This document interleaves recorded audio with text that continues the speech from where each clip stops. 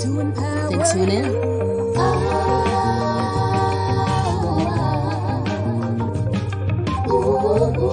I'm driven to empower you.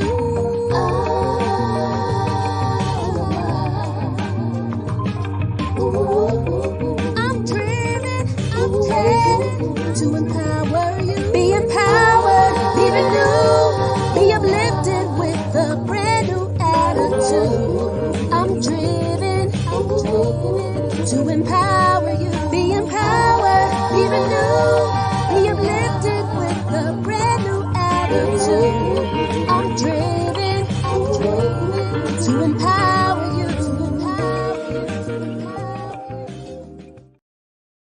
Welcome back to Driven to Empower You. I'm your host, Willette M Hurst. If this is your first time, welcome to the family. If it's not your first time, welcome back home. We hope you had a fantabulous week this week. We know a lot of things are going on. Just know that if you're experiencing things that's called life, just know that it's a speed bump. It's not a stop sign. It's only going to slow you down so you can learn from it, grow from it, and move on. Today's guest is a very special guest. He's actually the owner of SIBN, which is the network that we're on. And the one that makes us look good here, the one that just supports all of us here at the network. And we give honor that we get to serve him today because he serves us all. So we have Dr. Alan Chaffins. He is the owner of SIBN.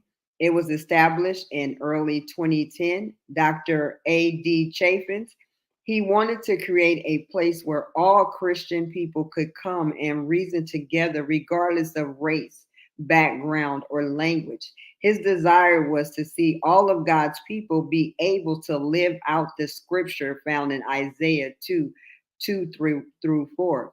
Dr. Chafin has friends literally around the world. SIBN was a lifelong dream being realized. Born and raised in the Detroit, Michigan area, he was raised on simple old school values.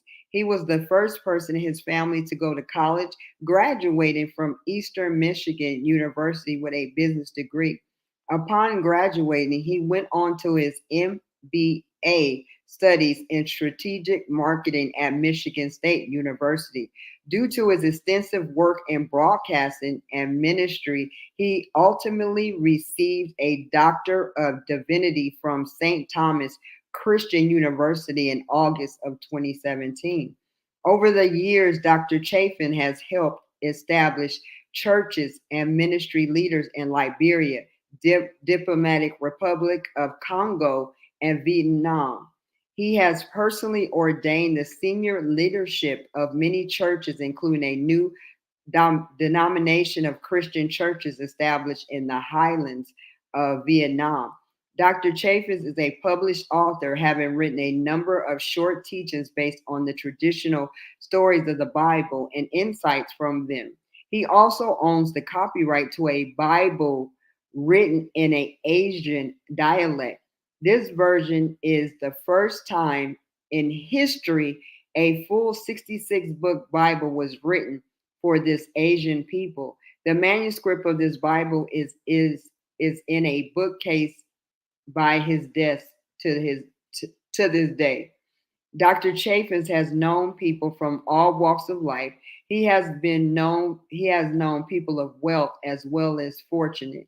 He has spoken and made presentations to leaders of the other nations, as well as those from the White House and U.S. State Department. For a period of time, he was also a street negotiator and helped to settle disputes among street gangs in his local community, earning him the street name Peacemaker. I also know they called him OG. Dr. Chaffins has been in broadcasting for over 28 years. He has hosted his own TV and radio shows, as well as producing several others. He has been involved in all aspects of broadcasting, with the experiences of meeting people from all over the world and the countless relationships established in 2010.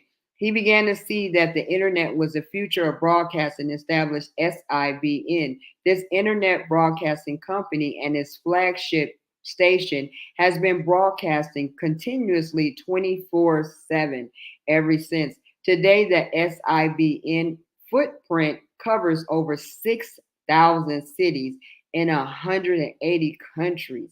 Its broadcasters represent over 40 different Christian denominations. SIBN broadcasters are from several racial groups, including Black, White, Asian, Hispanic, and Native American. Dr. Chafin himself being Native American, many of his broadcasters have been with him in excess of 5 to 6 years. They have ranged in age from 8 to 80 years old. With the experiences of 28 years in broadcasting and several requests to teach from them, Dr. Chafin's recently established IBU, Internet Broadcasting University, where he is Chandler. This school focuses on teaching all aspects of internet broadcasting. It is designed to prepare a person to be part of the broadcasting future because the future of broadcasting is in the internet. Students have been contacting him from around the world to learn from his expertise.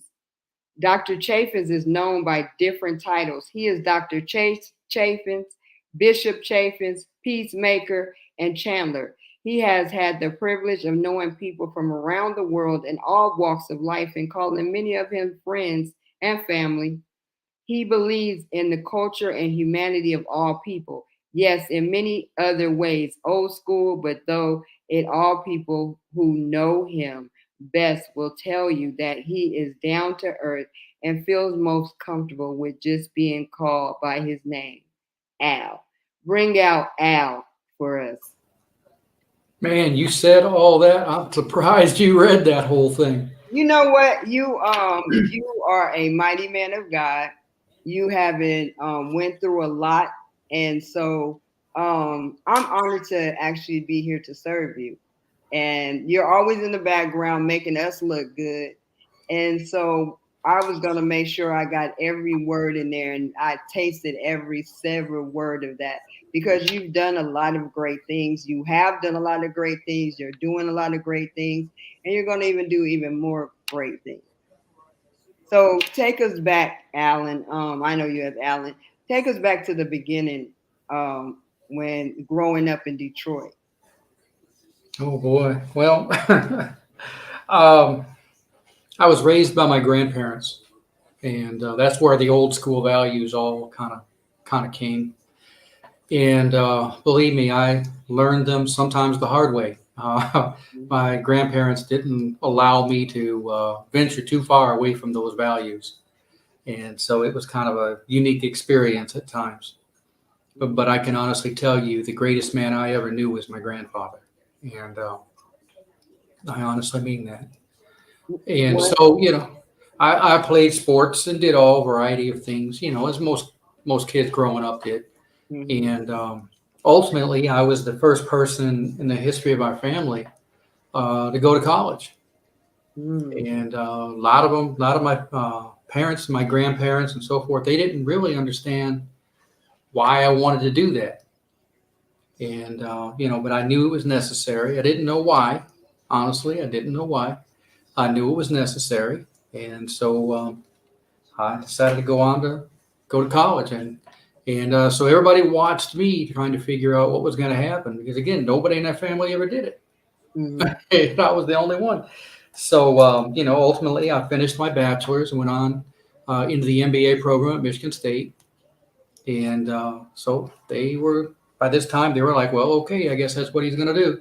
And so they Mhm. just quit watching it so much anymore, and they just went along with everything that was going on. Mm. Tell it. Your grandfather is a big part of your life. Big Tell part. us. Tell us about your grandfather.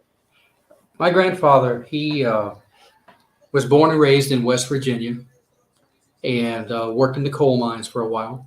Mm. And when he was in probably, I think, fifth grade, fourth grade, Mhm. somewhere around there, he had to leave school in order to help support his family. Mm. He was the oldest of I think five or six, I can't remember now. and so it was his responsibility to help bring in some money to support everybody. And then when World War II broke out, he moved to Detroit and started working in the auto industry, and spent 28 years working in the auto industry, and then retired. But he was the person that held the family together. Mm. Yeah, he was the one. Everybody came for Christmas and everybody came for Thanksgiving because that they knew that that's what he wanted. Mm-hmm. And so, we had, he held everybody together. Mm. But he taught me a lot. He taught me a lot about, uh, values, principles, all of those things. And so, as far as I know, except for maybe a funeral or a wedding or, something of that nature, he probably, it was very, very rare that you saw him in a church. Mm. Very rare. Yeah. Wow. And he taught you everything you know, but yet he never was in the church. It was in him. That's right. That's Wow. exactly right. It was in him. My grandmother made sure I went to church. Now, she dragged me to church every Sunday morning, kicking and screaming sometimes, but she dragged me to church every Sunday morning. Mm-hmm. But you But I went back learned to the much more from her. foundation, though. But you went back to the foundation, though. Yeah. Because Well, the Bible says if you train up a child in the way to go, when he's older, he won't depart from it. mm-hmm. Believe me, I departed from it for a long time. I'll be honest, I did. And but ultimately, I came back. So you were raised in the church because of your grandparents. So you said you parted from it. So can you elaborate how you parted from it? Let's just say there's probably very little that I didn't do while I was departed from it.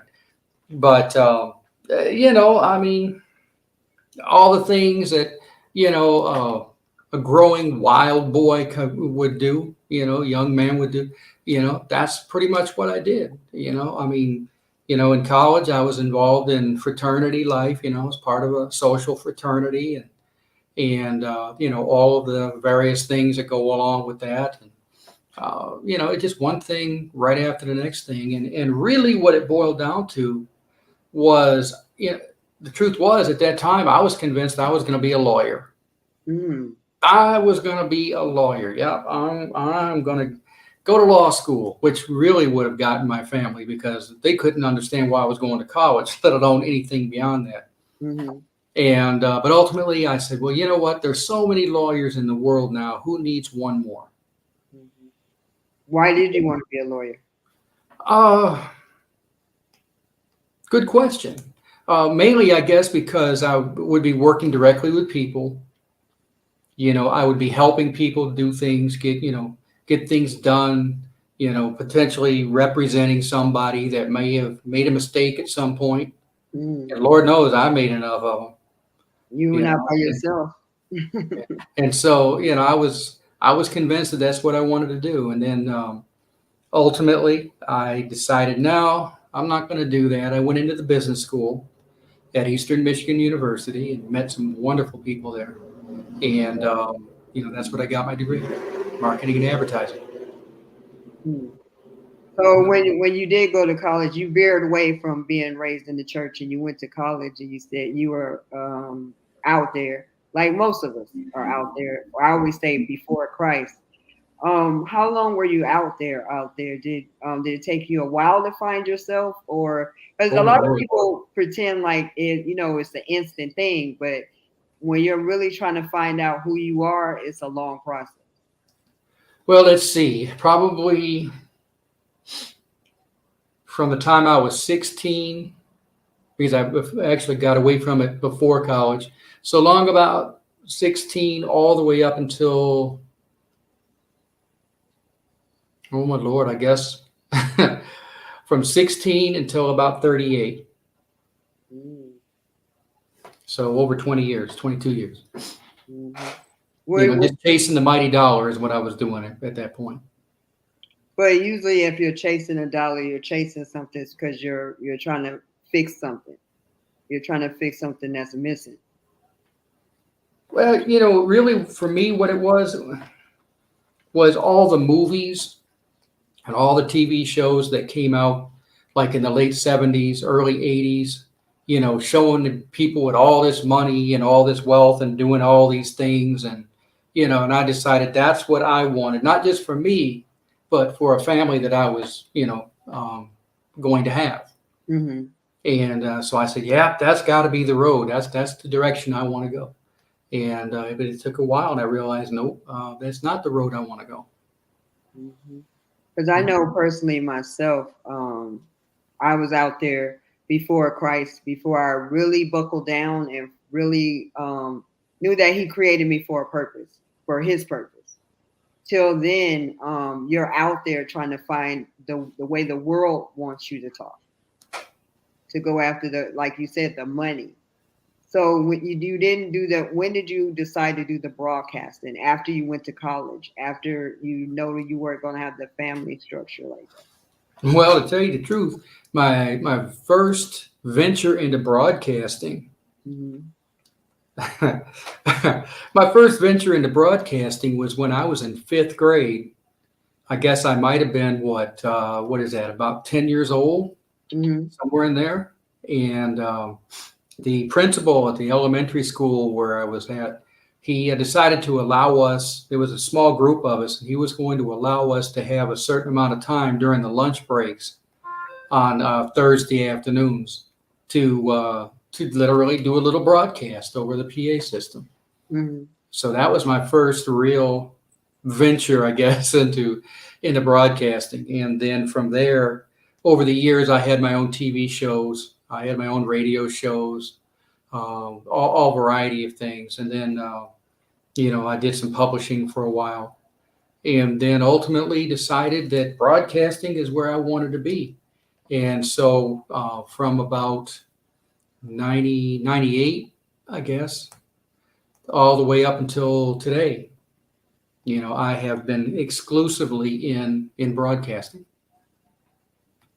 And doing a lot of amazing stuff. But you've been in broadcasting, you've been ministering to people.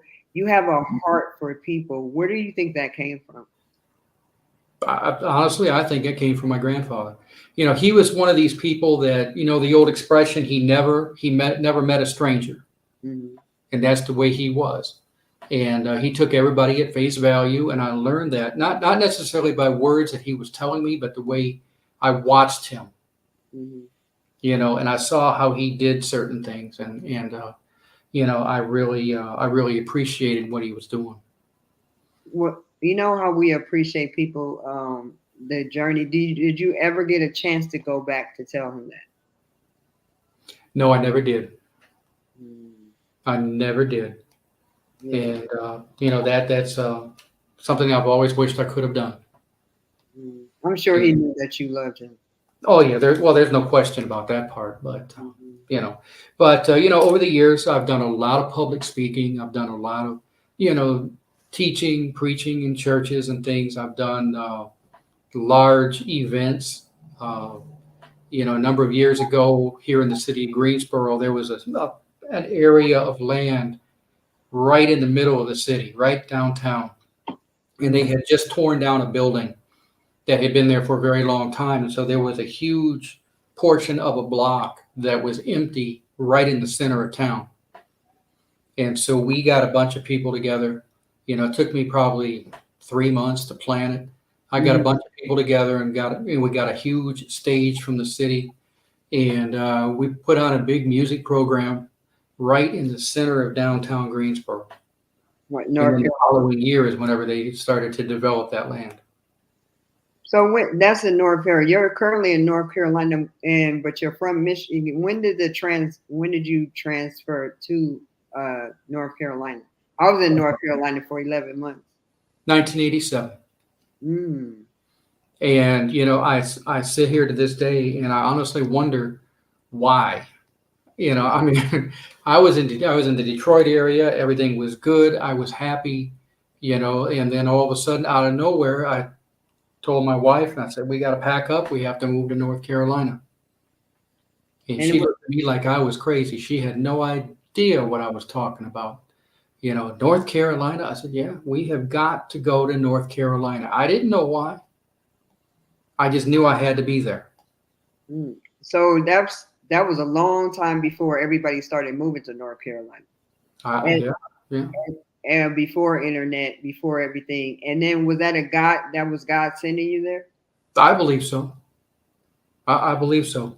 I have no other explanation for it. I didn't know anybody in North Carolina. I had never been to North Carolina, except maybe to drive through on the way to Georgia or something. But other than that, I had no clue. So, but you know why He sent you there now. Yeah, I do. It was the place I needed to be in order to begin building ultimately what would become the broadcast network and everything that we're doing now. Hmm. I know that most of the time that you and I have talked extensively about my travels and stuff. And when God sends you somewhere, you think it's for one reason, and it normally something totally different. Like me being here in Oklahoma from California, is He's actually slowed me down so I can hear, and so I can really focus on working on the internal person. And I think that's probably why He sent you to North Carolina too, in order to you to be able to build on the magnitude that He's given you to give birth to. He had to slow you down and bring you to a place where you can truly hear Him. I have no doubt of that. I have no doubt of that. And the one night I ultimately ran into, and I mean, I literally ran into him. He was coming around one corner, and I was coming around the other side of it, and we literally ran into each other. He ultimately became my spiritual father. His name was Otis Lockett. Mm. And matter of fact, it was funny because whenever I ran into him, we kind of backed up away from each other. He looked at me and he just said, "Are you done running yet?" Ooh. Yeah. And, I had to stop and think about that for a while. Mm. Are you done running? That's what he said. So would you agree with him that you were running? I had my track shoes on. Are you kidding? Yes, I was running. I was running because, when I was in college, I had a summer job working for my great uncle. Hmm. And there was one of his workers. It was a quarry. It was a stone quarry. And one of his workers came into work one morning and he told me, he says, "Alan," he says, "you're not going to believe it." He said, "but eventually you'll find out." He said, uh, "God has put a mark on you." Hmm. And he said, "you're going to do great things." And he said, all within the church. And I'm looking at him like, come on, man, really? Really? And, but yeah, he was right. Hmm. What can I say? He was right. And why do you think he ran though?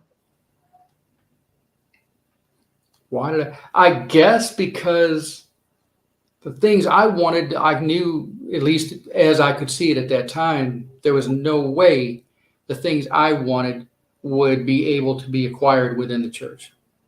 Mm.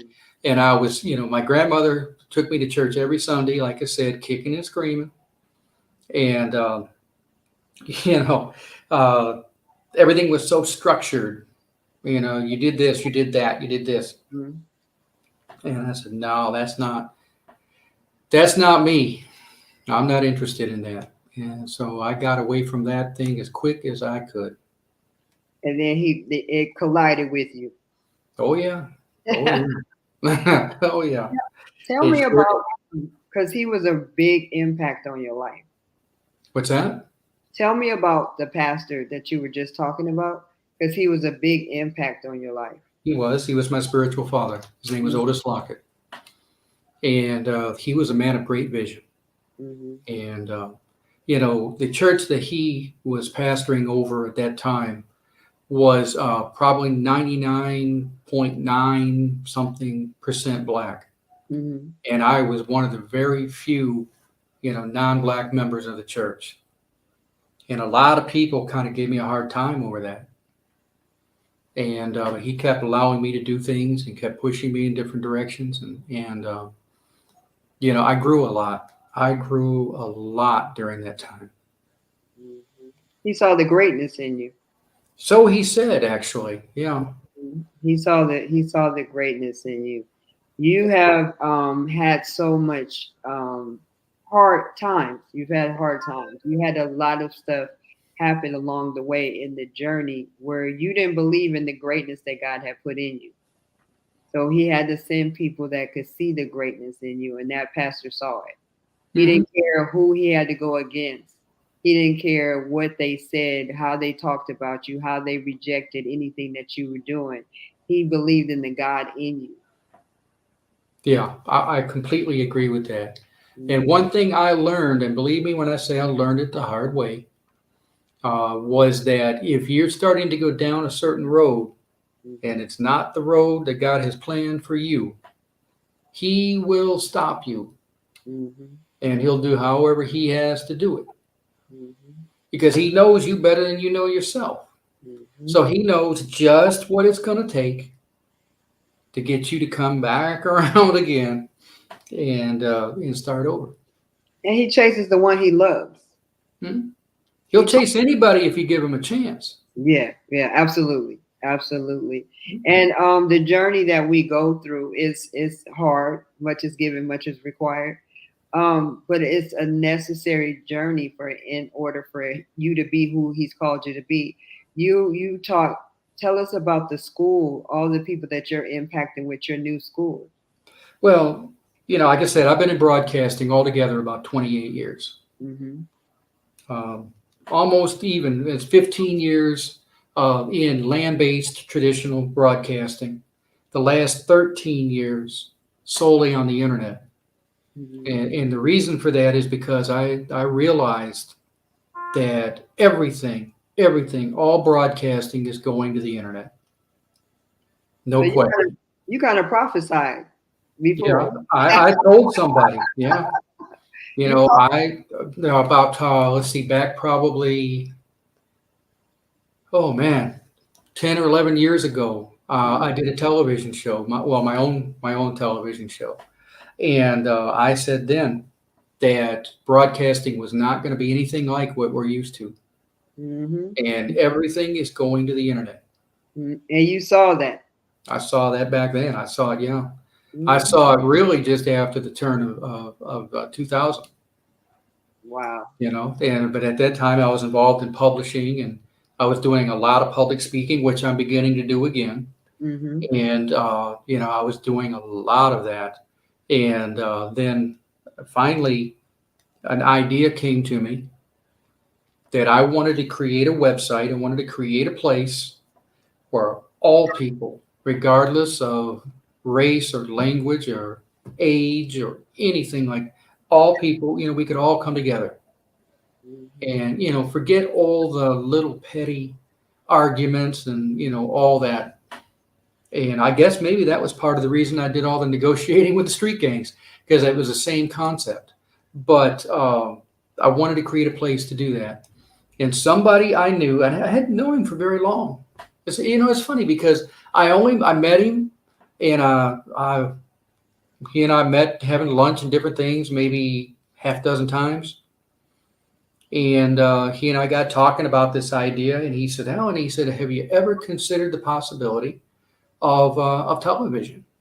And the interesting thing about that is, I went ahead and I thought about it, and I went ahead and did it.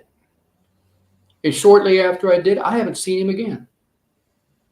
It was just that short little time frame that I knew him, that he made that suggestion, and I have never seen him since. It could have been an angel. No, he wasn't no angel, trust me. Oh. But and I realized that, that is the future. And that's why, if you look in the book of Revelation, it says that, it talks about the witnesses in the street and the people being killed, and within 2 hours, the whole world would see it. Well, there's only one way that's possible, and that's the internet. We're seeing it now over in Israel, with all the bombings and, all the death and destruction that's taking place there. We see it now.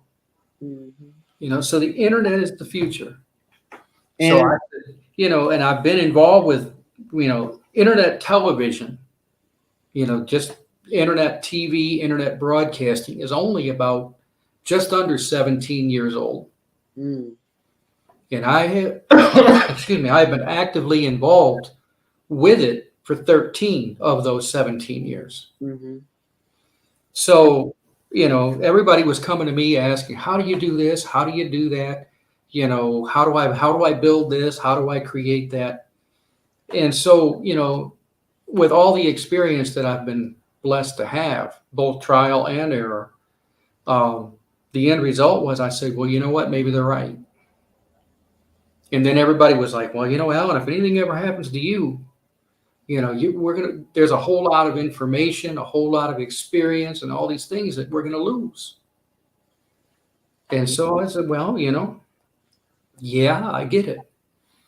And so we created Internet Broadcasting University. Congratulations. Thank you. And, it's the first one, it's the very first one of its type.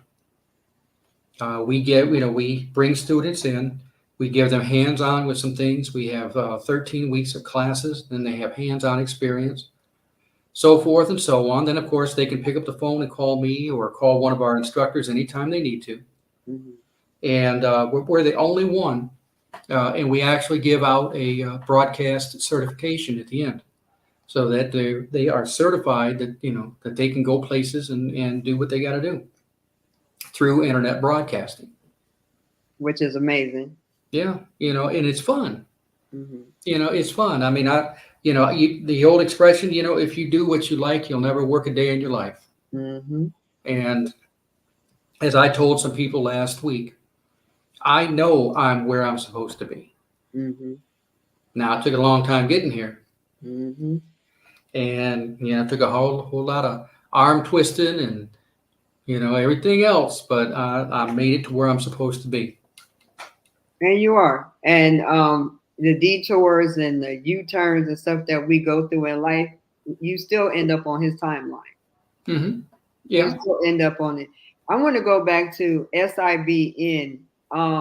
Where did that idea, God downloaded it to you in a weird place? Yeah, he did. I had just started building the TV station, the internet TV. Mm-hmm. And I knew that I wanted to build the site, like I was telling you, where everybody could come together. But I didn't have a name. I didn't really know what I was doing. And one day, literally, honestly, on a vegetable aisle inside a major chain grocery store, it all came to me. And so I tell people, and I mean it seriously, it's the truth. SIBN was born between the peas and the carrots on a vegetable aisle in a major chain grocery store in North Carolina. Mm-hmm. Because from the time I went from one end of the aisle to the other end of the aisle, I had a name, I had a concept, I had a logo, I had everything. And just think, if you never left Michigan, if you never was obedient to go to North Carolina, you would never have got it. No, I would have stayed in marketing and advertising. I would have stayed in the investment industry, the financial industry, and no, none of this. Somebody else would have been given the assignment because I would never have done it. Mm-hmm. So we're going to pause right there because we're going to play your song, Mr. Chaffins. Mm-hmm. And we're going to come back as we're going to play your song. Mm-hmm. And then we'll come back to continue this great conversation with Dr. Alan Chaffins. All right, here we go.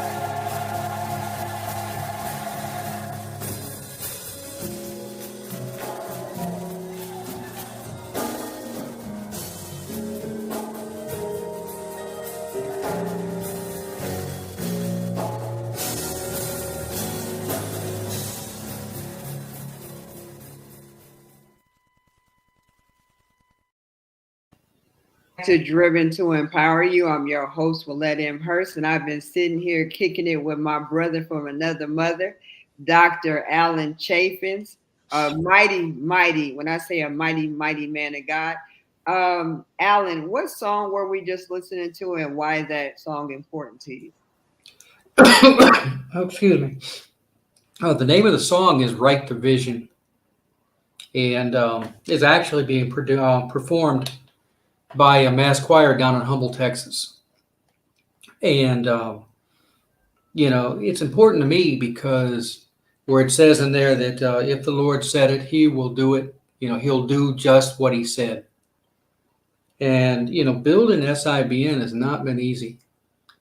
It has not been easy. There's been a lot of challenges over the years.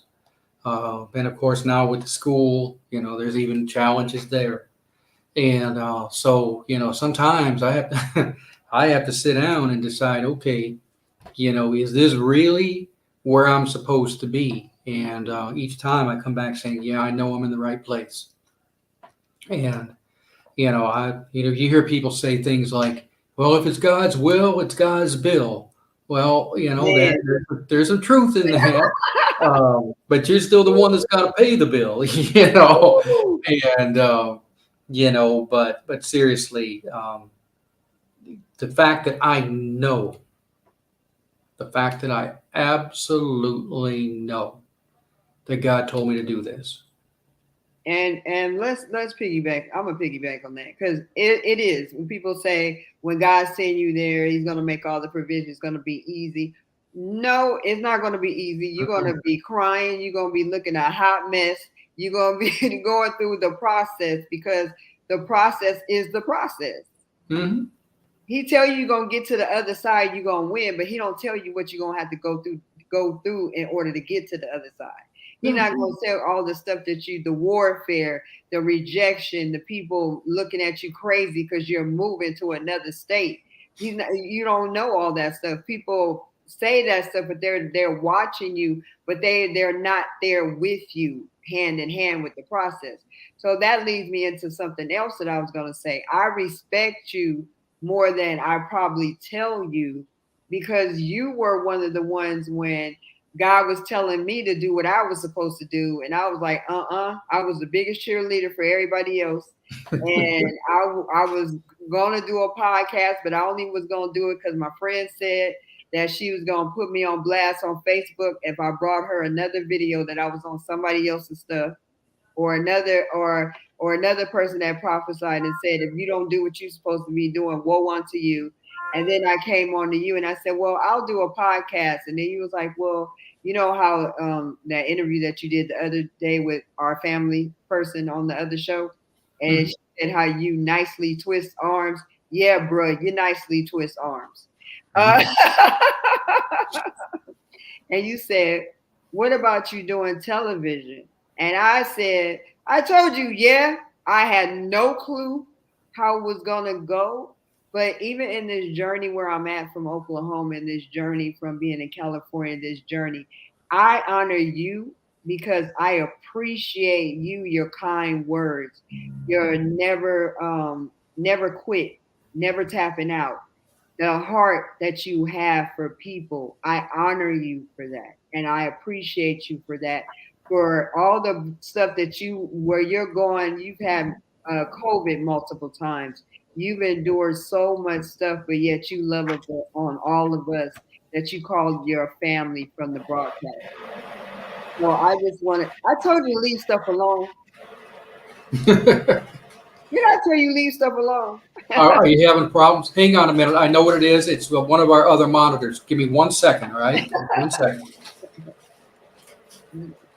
He'll be right back with us.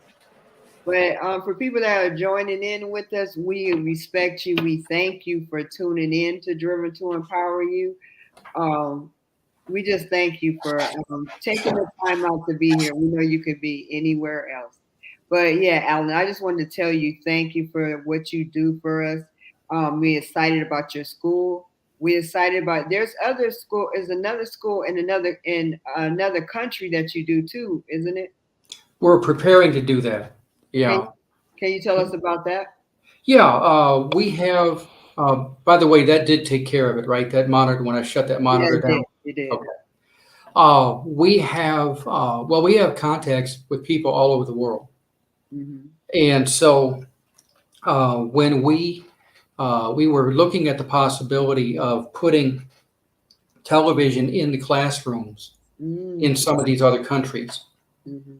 so that if you're sitting in a country, say in Kenya, which is actually one of the places we're looking at, uh, you might have an instructor who could be sitting in Germany Mm. or France or the United States because of the way that we're looking to set it up, so that you're literally learning from people all over the world.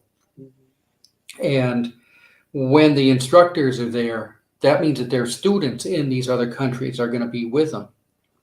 So we're going to be setting up a situation where students in all countries, all over the world, can begin to teach each other, Hmm.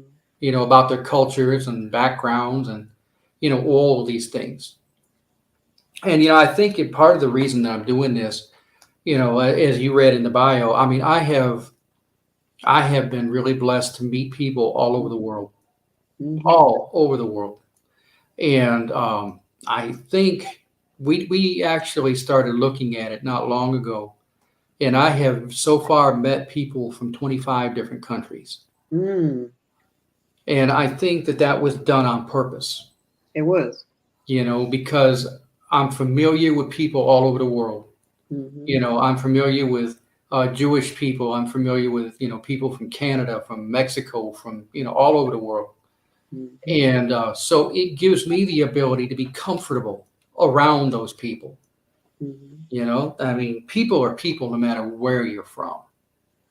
But people, a lot of times people don't realize that, or they don't want to think about that. They want to think that they're different in some way, and they're not. Everybody all over the world worries about their families. They worry about themselves. People are the same no matter where you are. You just have to know how to relate to them. Hmm. And And I think respect. that, yeah, Respect. respect them. Hmm. Yeah, that's why it said in my bio, I have learned to respect all humanity. Hmm. And I think, again, that's why it was destined for me to live with my grandparents, Hmm. because of my grandfather. Hmm. He worked in a factory in downtown Detroit where he met people from all over the place, and he got along with everyone. And that passed down to me, and ultimately that's why I am where I am now. Hmm. And you said that I twist arms, Yes, you do. and in different things. But you know what? Really, all I'm doing, I'm providing a means Hmm. by which people can live out what they already know they're supposed to be doing. Absolutely. And you know what? That's absolutely facts because it's the information that I was just kidding, but the air about the twist of the arms, but you love us to want the best for us. Hmm. And that's rare. And I thank you for that. And I'm sitting here laughing because the way God set you up is so beautiful. Like where he set you up with SIBN and then your school, the broadcasting school, and just reaching everybody in other countries and everything else right after in the middle of a pandemic, in the middle where everybody's just trying to figure it out and God had already worked it out. Yeah, Woo! true. The only difficult part about it was he'd already worked it out, but he just didn't tell me. Yes. So I was the one that had to kind of walk through it. But it's been an interesting journey, and I'm very grateful. Like I said, there are challenges. There are challenges, and I see somebody down here backstage right now who's listening and watching. She says, by the way, we're doing a great job, but Tell her thank she's walked some of this road with me too. you. Okay, and but I've got people who have been with me 7 years, 8 years, some of them longer. Some of them are just coming in the door and been around a year or two. Mhm. But it's like God has allowed me to have this experience Mhm. so that I can take that experience through the school and through just phone calls, I can take that experience and I can help people do what they got to do.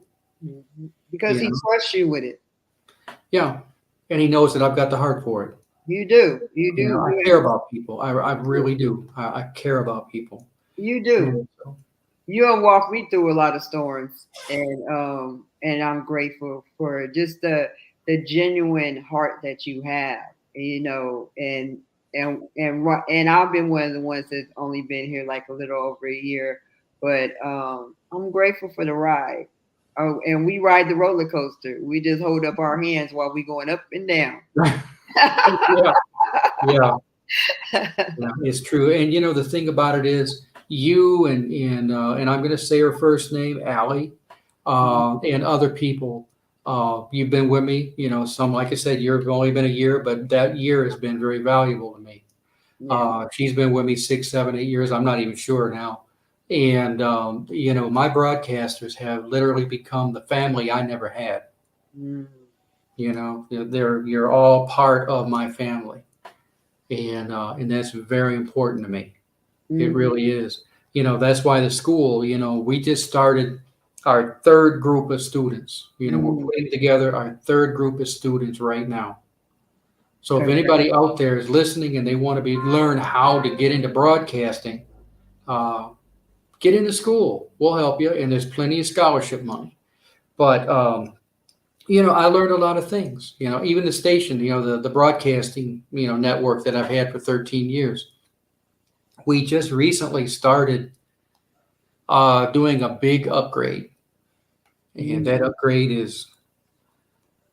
it's very costly, and but that upgrade is kept me up a lot of nights. Okay, a lot of nights. And we just did an inventory. We found out, and I'm kind of surprised that it went through the cracks, but we just found out that we have three television stations that over the last few years literally have been abandoned. Oh, wow. Yeah. And so we're in a situation right now that if anybody out there wants to talk about broadcasting and owning a TV station, call me, because I got 3 orphans that we are looking for new owners. And it's not what you think. It's not hundreds of millions of dollars or anything like that. But call me. We'll talk about it. But, the world's different. The world is different since, I was going to say 9/11 because that did change a lot. But at the same time, the internet and COVID, one of the things that COVID did was it was almost like the launching of the internet, because it existed before, but not nearly to the extent that it does now. And so COVID was the launching of the internet, because we were broadcasting for 6 years, no more than that. Let's see, 2019. We were broadcasting for almost 8 to 9 years before COVID. Wow. But nobody knew. It was brand new. It was brand new, so nobody really knew what to do exactly. It was the blind leading the blind, really. At one point we were the number 1 Christian internet broadcasting company in the United States. Wow. And then we were in the top 5 in the world. Wow. And we haven't dropped far from that now, but we have, only because so many people are now realizing, what the internet's all about. And so they're all jumping in, everybody wants in now. So, people like me, people like some other people I know, they call us all kinds of things. And you even used one of them earlier, they call me the OG, they call me that, they call me the old head, I'm called all kinds of things, because I've been around it for so long. I mean, there's not many people you can think of that can literally say that they have been around for, probably 80% of the entire history of a particular industry. And yet that's about what I've, like I said, I've been in broadcasting 28 years, the last 13 solely in the internet. And so now in January, I will be bringing out my television show again, Okay. And what's the name of it? Voice of Empowerment, Mm. and it's going to be and it's going to be about doing things to improve yourself. It's going to be bringing in people who have been down some pretty rough roads, and where they are now, and so forth. It's going to be involving a lot of things because what people don't realize. Believe me, I feel like the poster child for it sometimes, is that when you're given a task and you can see kind of what the end is going to look like, Mhm. you don't realize how rough it's going to be between the beginning and the end. It's almost like if you ever remember watching one of the old Rocky fights, in the early rounds, he's taking a beating. I mean, Mhm. how he's even standing up is amazing. He is taking a massive beating. Mhm. And in the end, he wins. He looks pretty bad, even after he's still standing. But there's a quote that I really like. There's a quote that I really like, and it says that, and I'll paraphrase it a little bit, but it says that the strength of a person is measured not in how many blows they can deliver, but in how many blows they can take and still get up and keep moving forward. That part. You know, Dusting off your shoulders. You got and to keep. there's a lot of truth in there because I know a lot of people, they Mhm. have been knocked down over the years and then they don't get up. Mm. They go in a different direction. They go start something new, whatever, but they don't continue on where they're supposed to be. I've seen it happen a lot, and it's a shame. I get knocked out a lot, and then it's like you go through that string where you have the tears, and then next time the gloves come on. But it's like it's tough, but I wouldn't want to change any part of it. I wouldn't want to stop. It's like you kind of crazy. Like, okay, this just happened. Okay, let me dust my shoulders off and let me get up. Do it one more time. Let me do it one more time. Let me try one more time. And you a good person to talk to too when you're going through one of those times. Cause you'll be like, in other words, you be like, just get over it. Like, that's it. That's all you dealing with. But it's good to have somebody that you trust the person, you trust their words, that their words Mhm. carry weight, and you trust their heart that they walk in. And they don't have any ulterior motive and that they really truly care about your welfare and they care about the words that they're telling you and they care about how they treat you. Yeah, and you're probably hearing all kinds of tones in the background because we have, we're in the studio. We have all kinds of monitors and different shows starting everywhere. But Mm-hmm. there's a lot that goes on, and I for a long time I have been very quiet, Mm-hmm. Oh, very that's quiet. over, bro. That's over. Yeah, well, and that's fine if that's the case. I'm ready for it, but Mm-hmm. I have only recently started uh, being seen, on cameras. I've always been behind the scenes, putting everything together, making sure everything worked. A lot of times I'm nothing more than a voice in the background as people are beginning to do their shows and everything else, or I'm a voice on the telephone or whatever, and that's all fine. But I've started doing the speaking roles again, the public speaking. All of that is being activated again. Mm-hmm. Activated again. And even though you said you've only been the person in the back, you give us where the support, like when people come on the show, they think it's a whole team coming on because the way the show is ran, and we give Mhm. you honor and glory for that. So what you were doing in the back was not little at all. But like you said, like before, you weren't doing as much speaking, but that time is up. Just like Jesus said on the cross, it is finished. It is time for you to come forth and do what God has called you to do. And you said you're ready for it. Buckle your seatbelt, bruh. It's going.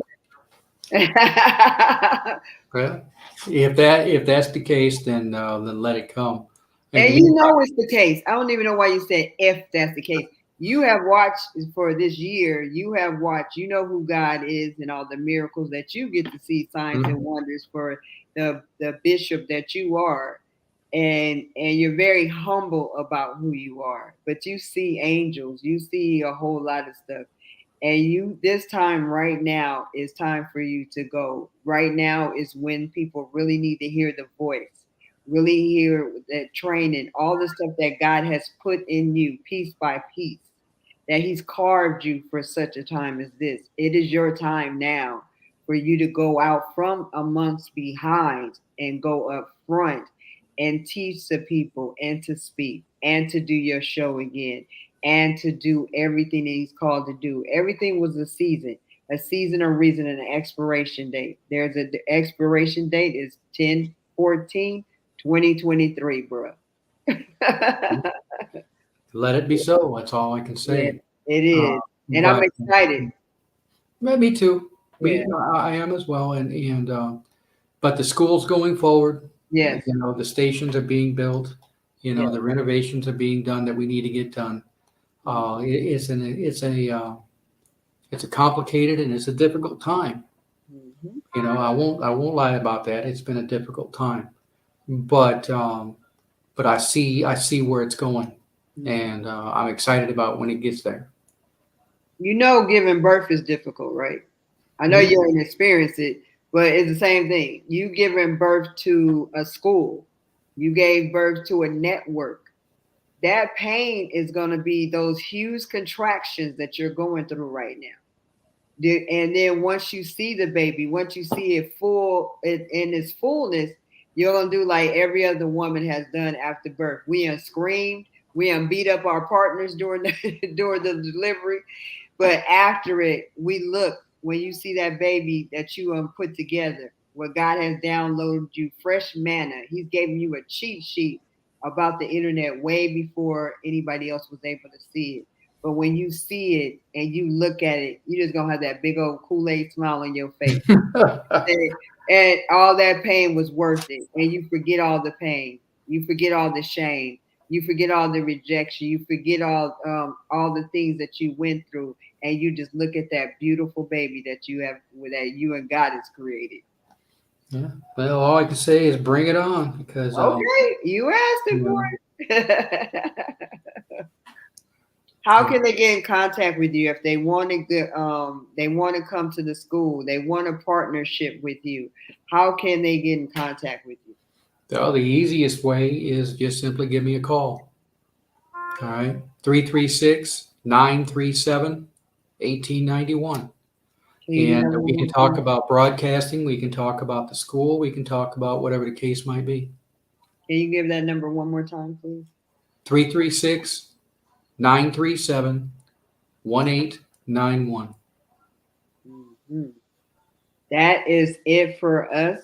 Thank you for coming on the show, Mr. Dr. Alan Chapin. Thank you for coming on the show. Oh, it's Um, been a pleasure. I've enjoyed it. it's been an honor for me. That is it for Driven to Empower You. We'll see you next week if God says the same. Have a great week. Good night, everybody. Good night.